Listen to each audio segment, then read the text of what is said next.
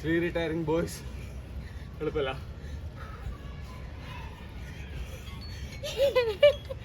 ഒരാൾ ജയിച്ചിരിക്കുകയാണ്. എന്നെ കൊണ്ട് കംപ്ലീറ്റ് ചെയ്യാൻ പറ്റിയില്ല. പ്രൂഫ് ഉണ്ട്.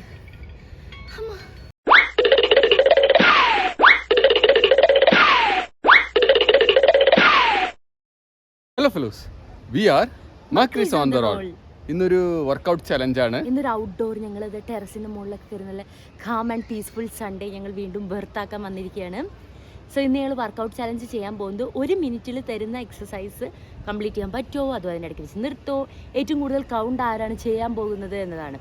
So we have chosen 4 exercises for this and the first one is jumping jacks. Yes, jumping jacks വെച്ച് നമുക്ക് സ്റ്റാർട്ട് ചെയ്യാം.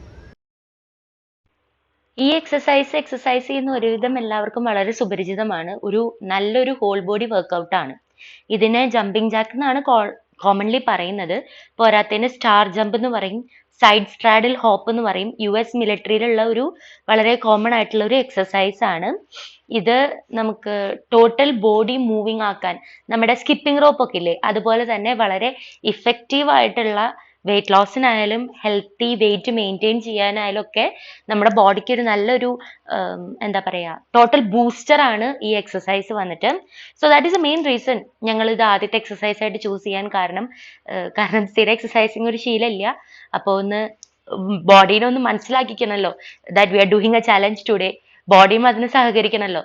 So this was our first exercise, that is jumping jacks. നിങ്ങൾക്ക് കാണാൻ പറ്റുന്ന പോലെ കാലും കൈയും സെയിം ടൈം സ്പ്രെഡ് ചെയ്ത് ചാട് തന്നെയാണ് ചെയ്യുന്നത്. എന്നിട്ട് നമ്മളിത് കറക്റ്റ് 1 മിനിറ്റിൽ നമ്മൾ രണ്ടുപേരും ഇത് കംപ്ലീറ്റ് ചെയ്തു സക്സസ്ഫുൾ ആയിട്ട് തന്നെ. We both were able to do it. ഞങ്ങളുടെ jumping jacks exercise was a real success. ഞാൻ കുറച്ച് അഡീഷണൽ ചെയ്തു. സെക്കൻഡ് എക്സസൈസ് നമ്മൾ നോക്കാൻ പോകുന്നത് സ്ക്വാട്സ് ആണ്.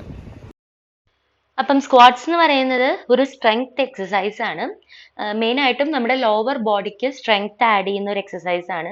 നമ്മളിപ്പോൾ ഒരു ജിമ്മിലായിക്കോട്ടെ അല്ലെങ്കിൽ ഒരു എക്സസൈസ് റുട്ടീൻ ഫോളോ ചെയ്യുമ്പോഴായിക്കോട്ടെ, അതിൽ സ്ക്വാട്സ് ഒരു ഇന്നെവിറ്റബിൾ പാർട്ടാണ്.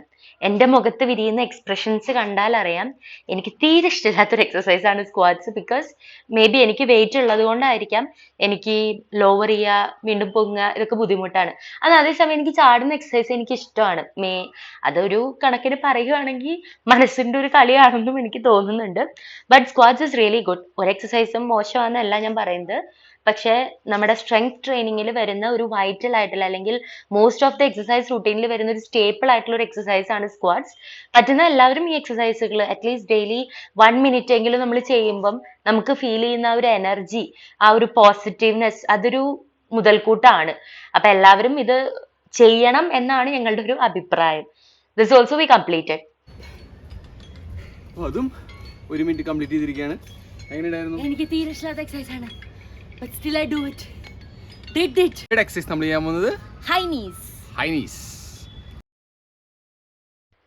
കാണുമ്പോൾ വളരെ സിമ്പിൾ ആയിട്ട് തോന്നുമെങ്കിലും വളരെ പവർഫുൾ ആയിട്ടുള്ള ഒരു എക്സസൈസ് ആണ് ഹൈ നീസ്.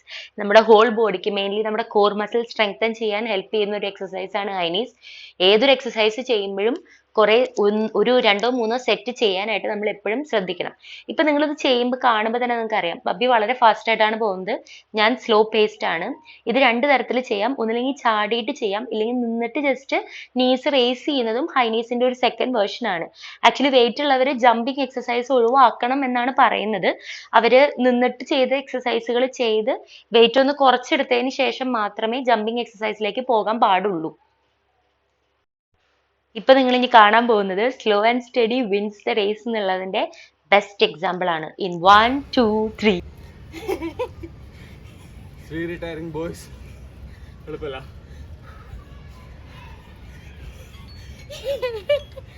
ഒരാൾ ജയിച്ചിരിക്കുകയാണ്. എന്നെ കൊണ്ട് കംപ്ലീറ്റ് ചെയ്യാൻ പറ്റിയില്ല. പ്രൂഫ് ഉണ്ട്. Finally, we are winding up with planks. Let's do it.